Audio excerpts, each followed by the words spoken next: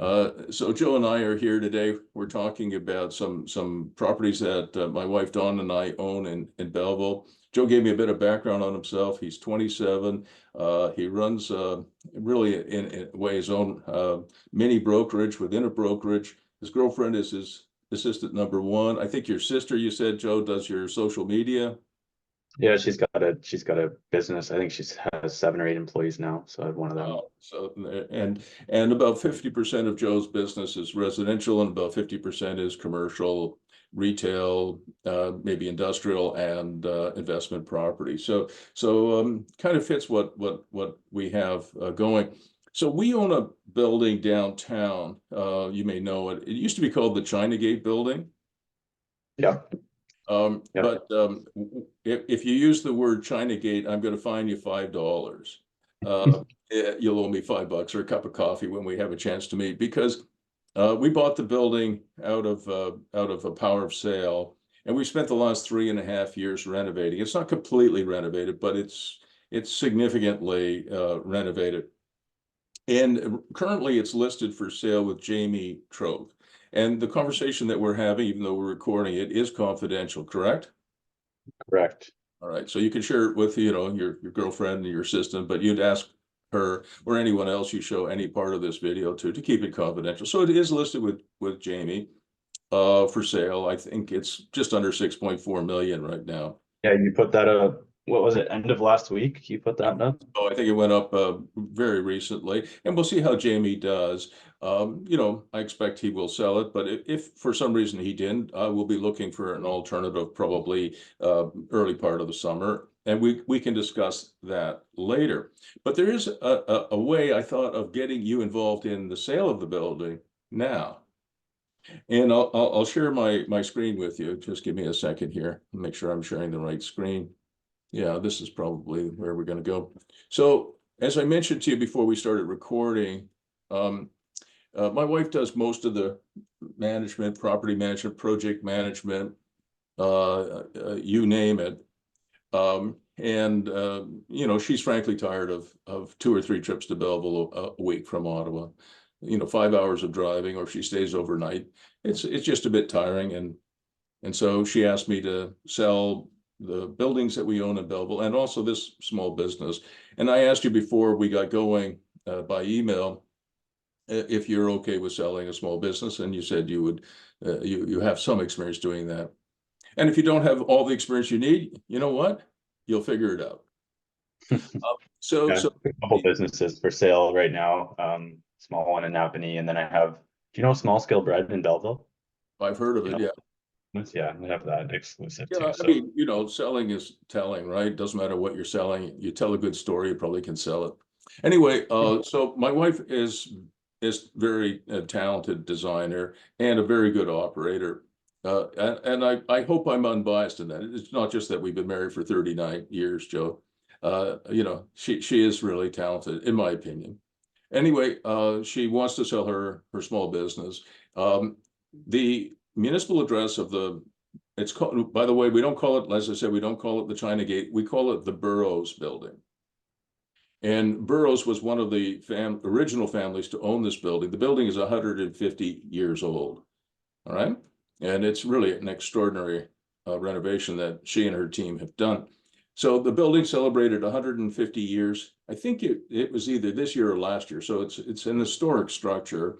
And the municipal address is 249, 251, and 253 Front Street. But I think her Airbnb business is 251 Front Street. You can see the address on the screen. The next slide is, you can see the entrance has been rebuilt to the Burroughs Building.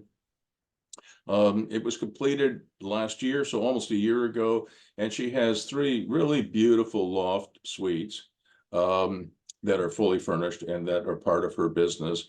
And it's interesting, it's suitable for short-term rentals, which everybody really identifies with Airbnb, but it's also suitable, and she's been doing quite a bit of this for medium-term rentals. Do you know, I'm sure you do, but I'll ask anyway. Do you know the difference between medium-term and short-term rentals? Yeah, like midterm rentals is what I've referred to them before. So 30 days or more usually. What's your audience? Nurses, Yeah. contractors, mostly? So what she does, short-term rentals in Prince Edward County and Quinty and places around where you are now, the short-term rental business does fantastically well, in the spring, summer, and fall. You've got wine country, you've got sandbanks, you've got all kinds of cool stuff to do, but not so much over the winter. So what Dawn did was she transitions to medium term, or I like midterm as well, midterm, and that is typically 3 to 4 months. Sorry, 1 to 4 month rentals. So furnished rentals. And for example, we did one for a gentleman who was getting divorced. Hopefully you and your girlfriend stay together a very long time and life goes on.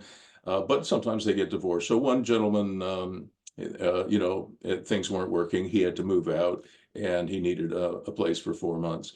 We had a Loyalist college professor. She was a visiting professor. She was going to teach at Loyalist for a term. So she needed one for 4 months. I think the longest we've done is 6 months. And we wouldn't go beyond 6 months because, Joe, if you go beyond 6 months, it's probably going to be considered a long-term rental. Yeah. And I don't have to tell you, you know this stuff. Long-term rentals are covered by the Ontario Residential Tenancy Act, which is a very difficult thing to do. So Yep. when we do short-term rentals or medium-term rentals, we use something called a guest agreement. We don't even call them rentals, right? We have a guest agreement. And what's very interesting about both short-term and medium-term rentals is that Canada Revenue Agency requires you to charge HST, to collect it and remit it. But that also means you get all the input tax credits, if you understand that. Yeah. All right. So for example, let's say, Dawn spent, I don't know, 50 or $60,000, which she probably did on the fit up of these things, plus HST. She could file an input tax credit for the entire HST she paid on that because these are short-term and mid-term or medium-term rentals that are plus HST. So they qualify for a full ITC, input tax credit. All right. So she has superhost status. You can see these are her units. They're fantastic. And I'm going to share this slide deck with you after the call is over. So you'll be able to click on some links and see what she's done. All right. So this is one of her units. Here's another one. There's, I guess, two more here. You can see the kind of quality that she's put into it. It's a triple brick building, by the way. When you're in there, even though you're on Front Street, you really don't hear much. Here are her kitchens, and she has an in-unit laundry, which I think is pretty important. Yes, totally. Beautiful bathrooms. Anyway, just a few more slides. She has superhost status, which I think is useful. And apparently, I mean, this is, I guess, Airbnb's numbers, 60% more revenue per available day for superhosts. So they're fully furnished, fully equipped. They've got obviously internet, they've got TVs and all that good stuff. She's got a wonderful group of cleaners who continue to work with her. She's got on-site parking, and I don't have to tell you the qualities of Belleville. You know it better than I do. So she wants to sell her business for $74,500 plus HST. But if somebody did buy it, and they paid the HST on it, they would then file an input tax credit, right? So they'd get it back. Yeah. In each of her units, she pays the building. I'm her landlord, so she pays the same as everybody else for their units. We have other long-term rentals in there, and they pay $1,600 a month plus utilities. All right. Okay. And she charges when she does short-term rentals, which is usually the spring, summer, and fall, not so much the winter. She charges anywhere from 175 to 225 a night. And her occupancy rates vary. They vary from 60 to 80%, sometimes much higher, sometimes a bit lower. I mean, you know the Airbnb thing. But the wonderful thing that she's been able to do is she's been able to, like I said, switch to medium-term rentals over the winter, which has really helped her. Yeah. Does this building have this has parking on the south side, right? It has parking in back, exactly. In the back, okay. In the back, yeah. And there is our neighbor has a parking lot as well, where there's, I don't know, 20 parking spaces, and we have, I think, 7 legal parking spaces in the back. Okay. All right. So And these so, units come with a space when they're staying? yeah, exactly. Some people don't need parking. I think the guy who was who ended up getting divorced did not need parking. The loyalist visiting professor did, you know, and this sort of thing. Yeah. So in terms of businesses, what do you normally charge for listing and selling a business? Normally, I've charged in the past 6 and 5% if it's represented by me, 3% going out to co-op. So 3 and 3, and then if it's double-ended, then that co-op's cut down to 2%. Yeah. Do you know what, maybe I shouldn't say this, but do you, do you know what Sunbelt charges to sell a business? Sunbelt? Yeah. No, You know Sunbelt Business Brokers, right? no. Where are they? Where are they from? Out of Toronto? I don't know. They're pretty big. I think they're, I mean, have you got your computer on there? Obviously you do. Just, Yeah, I don't have, I've never seen something represented by them yeah, here. just Google Sunbelt Business Brokers for a minute, okay?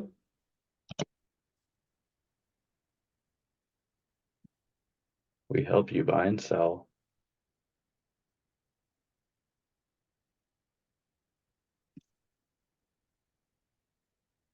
Okay.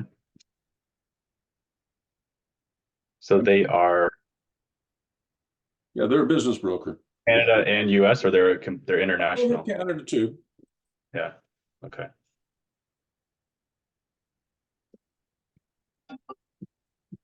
Just give me a second. I'm just typing something. I'll show you in a minute, okay?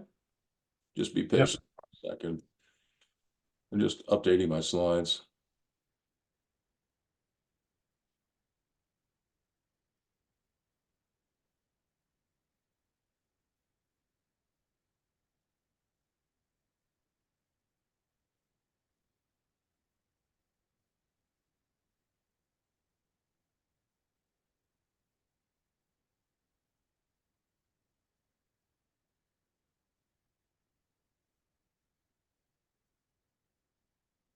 Okay, so this is what I'm going to suggest, see if it meets your approval. Just give me a second.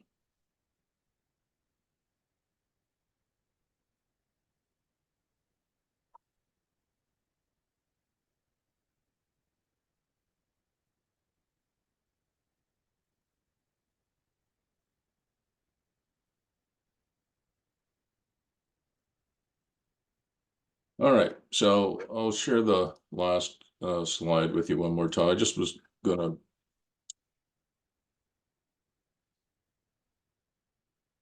So this is what I think, I mean, I think this would work.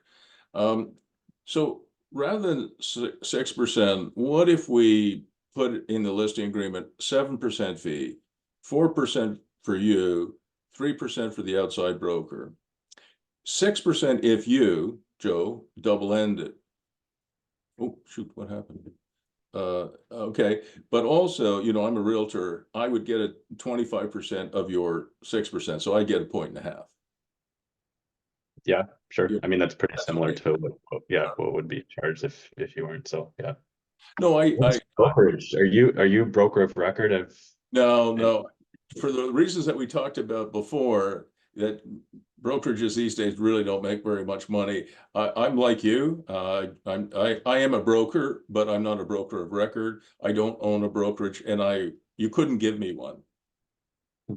You could not. Yeah, I mean, with all due respect, I really respect all the work that a broker of record does and the brokerages do. Like I pay a little bit of money to my brokerage, but they take care of all the trust accounts and all the office admin and all the compliance work. I mean, I whatever they take out of, you know, commissions that I do, um, I'm happy to pay them, really, to be honest.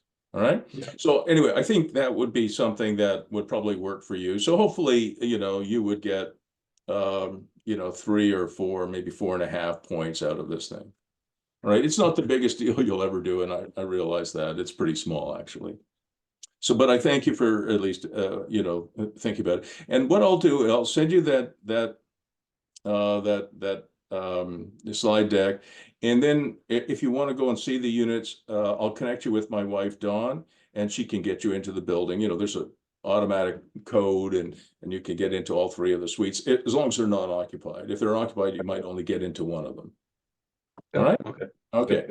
So that's one. Then the next one I wanted to talk to you about is we bought, and I'll share my screen again with you. We bought a property in Belleville because we were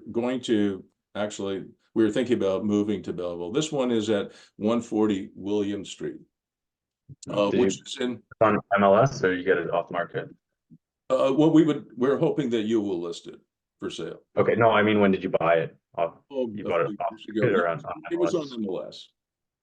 All right. And I'll tell you about the building. So it's in oh my God, I should know. It's in Old East Hill. It's right on my screen. Okay, I can read. Yeah. So it's in Old East Hill, which we quite liked. And what we were going to do is there's a 5-bedroom house in the front, which can you see my cursor moving around, Joe? Yep. And then there's a 2-bedroom house in the back. So there's 7 bedrooms here. And what our plan was to renovate the house because it's a beautiful property, but it's quite run down. And there's one just sold on William, 188 William. I had an offer on it for somebody. Not as big, but just sold for 525, and it's a complete rehab. Yeah, well, this would require, I'm sure, at least $200,000 or $300,000 worth of renovations, and we planned to do it. But then 2 of my kids in Ottawa have moved back in with their parents, and so we are, we're going to stay in Ottawa, and that was another decision we made over Christmas and our visit to Australia. We will remain in Ottawa. So unfortunately for us, we will sell this property. We really like Belleville and we really like this property. And my wife had fantastic ideas on how to renovate it because Old East Hill is quite a nice neighborhood. And East Hill's great. Like I told you, I have a triplex on Albert Street, which is 3 blocks away. I live on Victoria, so yeah, you know it very well. So it is a beautiful structure. We're not demolishing it, obviously, or at least we wouldn't. But we were going to rejoin the back 2-bedroom to the front 5-bedroom, and we'd have enough room. Like my wife and I have 5 kids and a whole crew of grandchildren, so we wanted to rejoin it together. Okay. And I'll share this slide deck with you after we're finished. So this is the side view here. There is an office building here. And what's interesting about this property is, and I'll go back to this slide, is that it has a driveway on the left side of the property, a driveway on the right side of the property over here, which you can't see. And it also has a right of way over the adjacent property. So you can do a full U here. Okay. Okay, great. And the other thing that I want you to watch from the side view here is it has an old detached garage right on the property line that we actually pulled a building permit to turn it into a coach house. Yep. Or an ADU. All right, so it has revenue. I'll be good with that. I know I got a coach house permit on one of my properties too to do the garage conversion, and they've been good with the coach houses. Obviously, the problem is just servicing that and seeing that the pad's in good condition and finding a way to heat it and all of that stuff. Yeah, of course. Well, this is solid. Well, not really. Oh, it looks okay. The roof looks a little wonky, but it looks okay. But let me explain. We got the permit and we were going to redo the house and obviously the coach house. So the coach house is a renovation, but it's really a total rebuild. It really is. All right. Would you reuse that slab? Or no, a re-pour and everything? It's much easier to get a permit to renovate than it is to build new. Yeah. So exactly. Whoever buys this will get a building permit and it's a renovation. Okay. Anyway, here's the MPAC assessment. I guess that goes back a fair ways, but It's assessed at 228,000 as of 2016. Then we do have very long-term tenants who pay extremely low rents. We have a nice single mom, her name's Wendy. In the 5-bedroom house, she pays like almost no rent. In the 2-bedroom house, is again, they've been there for, I don't know, 10 or 12 years, pay almost no rent. And then the idea was to convert the detached garage to a 2-bedroom coach house and probably use it for short-term rentals or medium-term rentals. That was kind of the idea. Yeah. I don't know, these were the property taxes back in the day, about $3,000 or $4,000. Here's the site plan that we filed with the city and which was approved. So you remember there's this driveway on the right-hand side of the house as you're facing it. Yep. We got for 3 parking spaces here. Then here's that easement that I told you about.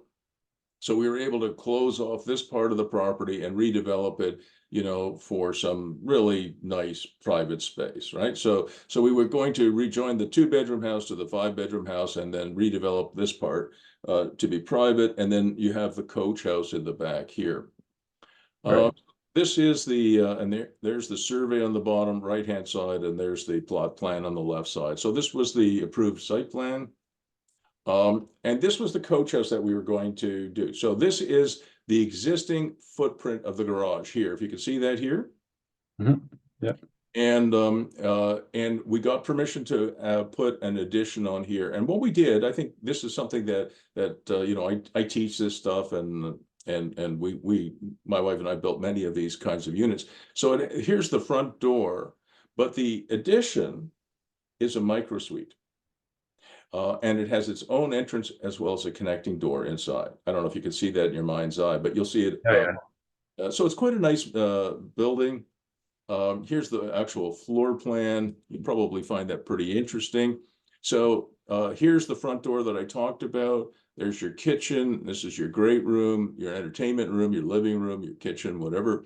Then you go in here. It's a bedroom with its own closet and its own bathroom. So that's really a 1-bedroom apartment. That connecting door that I talked about, but here's also the front door. And you notice the front door is 90 degrees to the main axis of the building. And that's so you don't look from the street and see 2 front doors, right? You only see 1. So what you have here is a micro suite. So it's a self-contained studio apartment. And it has its own bathroom. It has its own little wet bar. And so this is a 2-bedroom coach house, or it's a 1-bedroom apartment with a studio apartment.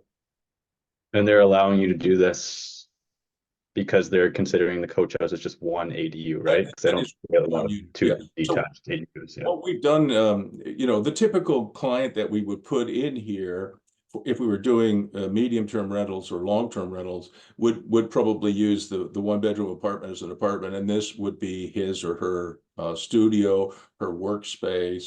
You know, let's say you were a physiotherapist, right? You would live here, and this would be your physio studio. Or you're a registered massage therapist, or you're a realtor, right? Or you're a coach and a realtor like me. So this would be your office. And what's nice about it, again, is if you have people come to visit, they don't traipse through your apartment to get to your workspace. Yeah, yeah. All right. Now, the only change that we would make, which we had planned to make, we signed it. We didn't sign the contract, but we had a contractor ready to go until my wife changed her mind. So the only change we would make to this design is where you see this window here, we would turn that into another door. And the reason for that is this coach house is literally right on the property line. So this is really dead space. So if you put a door, you can't get there any other way unless you have a helicopter, right? Yeah, put a little patio out there is what you're thinking. A little patio out there, or whatever you wanted to do with that space. But if you didn't have a door there, that would be completely dead space. You actually couldn't get to it without jumping over a fence. Right. Okay. Yeah. That's fine. Then here's just another plan. So this is the footprint of the detached garage as it exists, and then there's the extension. And I think that it's pretty big as these little apartments go. Studio apartments or micro suites, whatever you want to call them, are can be as small as 145 square feet to as big as probably 350 or 400 square feet. This one I think is 225, so it's a decent size. Yeah. All right, so we got our building permit issued, I don't know what else I can say. Oh, and to get it approved, we had to do a minor variance because we were a few inches too close to the property line. So we went to the committee of adjustment and we got it approved.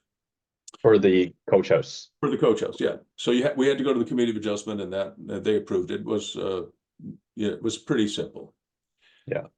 Anyway, so I do not want to sell this property, and I don't think we should sell this property as purely an investment property.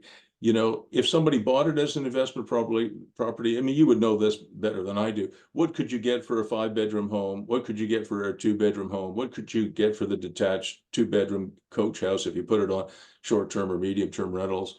So you will do your own numbers, okay? Don't pay any attention to my numbers. You have more experience in Belleville than I do, but if you sold it to an investor, that's one kind of an analysis.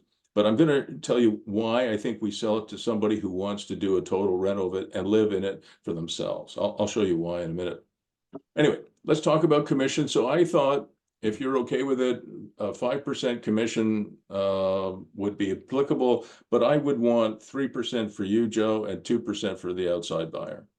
Yeah, so I do charge 5, but our brokerage policy in our market, we give out 2.5. So I split 2.5 and 2.5. May change. We're talking about being able to do that because then obviously, you know, you're putting more in your pocket as a listing agent, and I'm pretty listing focused. But yeah, it would be 5, but it'd be giving out 2.5 to co-op. So we're going to change that, you and I, because I'd like you to get 3. So the outside guy gets 2.5. You can do that, right? Yeah. We just need to give out 2.5. Yeah. Okay. And with all due respect to your broker of record, I would recommend that he or she, free you up a little bit and let you be flexible. We're in talks. Yeah, we're in talks. Again, it's none of my business, but I do have a lot of experience in this business. And I just think that a lot of brokerages will give the outside broker 2%. Some of them will give the outside broker 1%. Some of them will give them 0% and then tell you want a fee, get it from the buyer. Yeah. Right. So, you know, you're going to do a hell of a lot of work here. You should get a decent wage for it. Anyway. Yeah, I think we'll probably change it going forward. I think again, it's none of my business. People use it as a crutch, right? People use the 2.5 as a crutch, saying, "Well, we got to take 5 because I need to give out 2.5," right? But I think if you're good, you can make a case, you know, that you deserve 3 and the outside agent gets 2. I don't think you even have to make the case. Yeah. You know, like, I mean, I've been a commercial broker for a while now, and I like the brokerage industry. I think it's important to be generous. I do, but 2 points is plenty for most buyer reps. And if they want another half point, well, get it from your buyer. Yeah. All right. Yeah. I'd like to price it at $750,000, but what I would like to do is I would like to offer them the buyer vacant possession, provided. Awesome. Yes, that was my biggest question. Tenants are okay to get them out? Let me finish. Sorry, I'm a good talker. So just be patient with me. But we would provide vacant possession. So if the buyer is somebody who's prepared to move in for himself or herself themselves for a year, I have a paralegal I use for this. We will undertake to provide the buyer with vacant possession. They will have to sign an affidavit. Yeah. That they will move in to both sides of the house. They will, reconnect them for a year. After that, they can do whatever the hell they want, right? But we're prepared to do that. The other thing that we're prepared to do is we're prepared to provide the buyer with a $20,000 cash compensation for the rentals, because this property it has been running down. The rents are so low that it wasn't worth doing much of anything to it. We keep it going. If the fridge breaks down, we replace it. But other than that, So it needs a good cleanup. And we were going to spend $20,000 at least anyway. So what we're going to do, and you would put that in your realtor comments, it wouldn't be public, but in your Yeah. realtor comments, you say, look, the sellers will provide a $20,000 cash payment to the buyer, provided they give us, they give you, and then you give them to me, you know, bona fide invoices that they've cleaned up the property, and our lawyer will release another 20 grand to them. Okay. Okay. And the sale obviously comes with the site plan and the building permit for the backyard coach house and the committee of adjustment decision. How tough are these tenants? Like, is it possible to get vacant possession by just paying them off for Oh, yeah. develop through this project? Cash for keys obviously would be the smart thing to do, but I have a paralegal who's very good, and these are two ladies. They're quite nice, but they know their rights, right? They know that their tenant rights, as most people. But certainly, you and I will have that discussion at some point. If we have a buyer that you like and I like, we'll sell the damn thing conditional on vacant possession. We'll go and talk to Julia, Wendy, and say, look, we're going to serve you with an N12, or not me or you, but Trevor Jacquard, our paralegal, will serve you. Here's your notice. We have to provide you with 1 month, you know, cash so you can move. And if you'd like to make it 2 months and give us early occupancy, we'd probably do that. Okay. Because All right. I do think, do you know what the square footage approximately of this house? It's big, right? With both the units. Big. No, and unfortunately, I don't know it. I mean, think this is, I have it on my computer somewhere, right? yeah. I do think like this is a single family home. This is a project to take on as a single family home. There's been plenty that have sold like north of 1.3, not plenty, but there are those homes. Like there's the Rose Garden house that sold last year for 1.75. One on Bridge that sold for 1.375, and those are all like renovated 5-bed, 4-bath, 6-bed, 3-bath kind of single family homes. So Yeah. Well, you know I what? think I don't have to tell you what's happening to Belleville is that rich dudes from Toronto are selling their homes. Like one of my daughters and her husband, they have you know, they have a beautiful 4-bedroom townhouse in Toronto. It's just a townhouse. It's beautiful. Mhm. Their current appraisal is $2.7 million for a townhouse. Yeah, crazy. I mean, I don't know what a 4-bedroom townhouse in Belleville would cost, but it wouldn't be 2.7 million.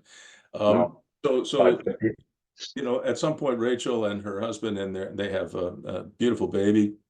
They'll sell their property. You know, she can work remotely now. They're going to move to, you know, Whitby or Belleville, and they'll sell it for 2.7 million or whatever, and buy something beautiful for $1 million. To them, it's cheap.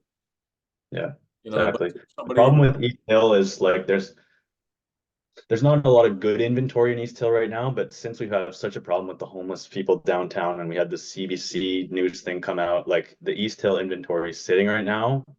It's not the like, because we don't really have any higher end like finished product East Hill inventory, because that stuff sells a lot. A lot of time it sells before it comes to market, but people are just leery to get in, you know, because all this homeless issue that will be cleaned up potentially. I sold the Alhambra banquet hall to the city last spring, and that's where they're supposed to be moving everyone to, but that's still a year out, I think.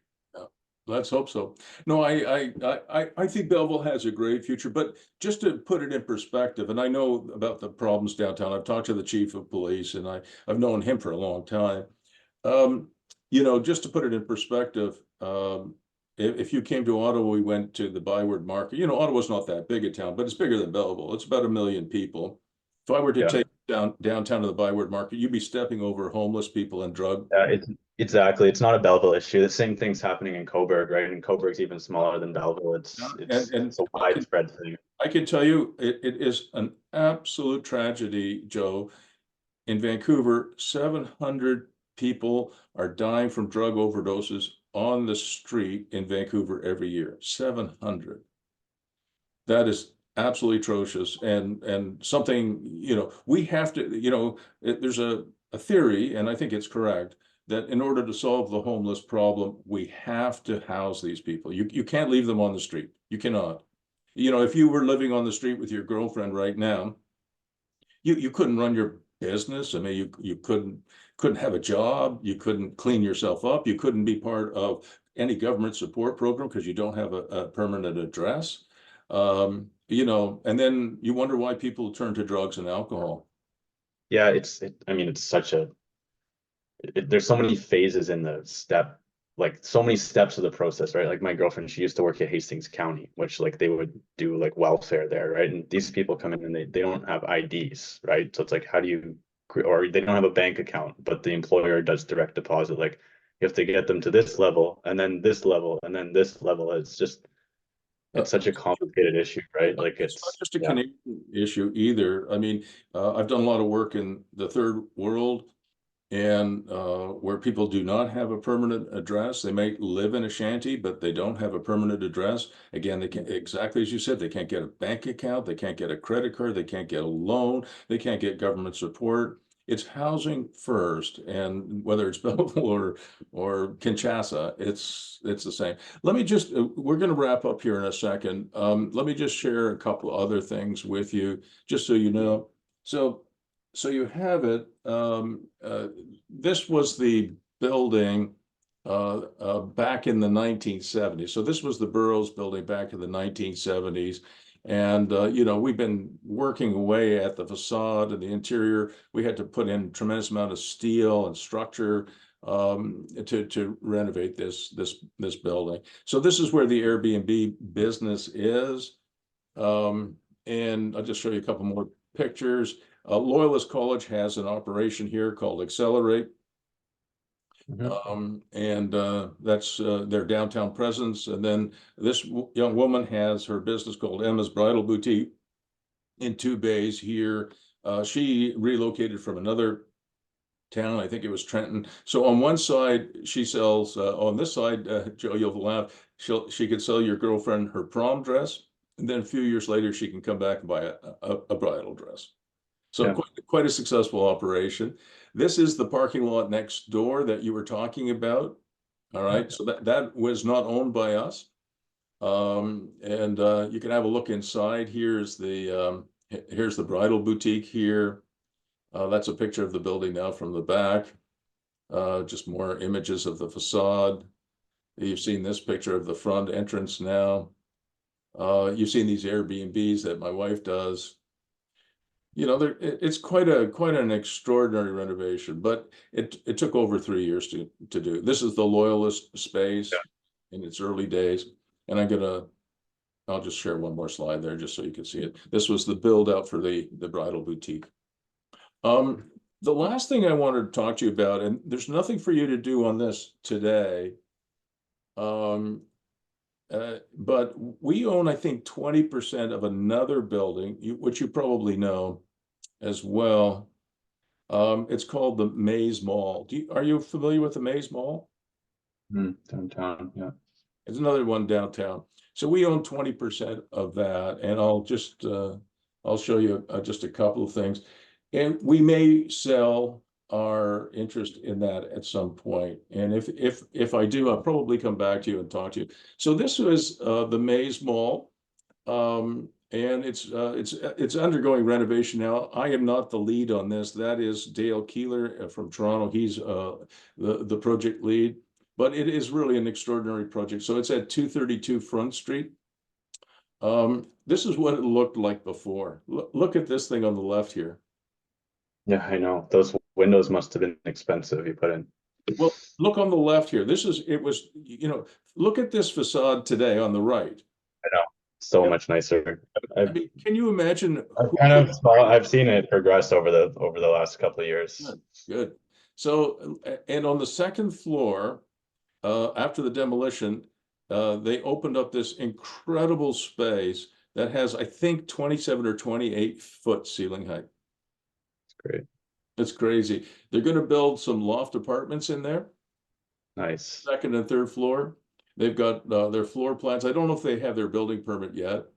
And these are just some of the plans that they've been working on for a couple of years now. Yeah, great project. I mean, there's nothing like it, right?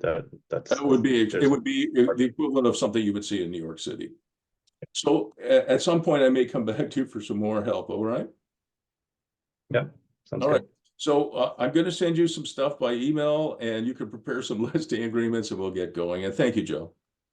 How can I get access through this William Street? Do you want to give me the tenant's information, or should everything go through you? I will connect you to the tenants. Okay. And I will connect you to my wife, Dawn, for the downtown Airbnbs. And Okay. And prepare some listing agreements and I'll share the slide decks and you know, the best way to get me is by email. I'm pretty busy and I know you are as well. So if you have any questions, just you know, obviously you can text me or you can. Do you have my cell number? I don't think I do. I think I just have your email. So 613 Okay. 762 8884. All right. And if you don't mind, Perfect. just text your contact information to my phone when you have a second. Yep, I'll send it to you right now. So You I'll make prefer, you prefer email, right? Well, yeah, but you could text me or email me. I prefer email. Email's number one for me. But you know, if you can't get me for some reason, I'm on that email pretty much 24/7. You know, I take Christmas Day off pretty much. So you can text me or email. Email me would be my preference because I can record it. But email me or text me. And if the house is burning down, you can call me. Sounds good. I'll see you soon. Okay, thanks, Bruce. Thank you.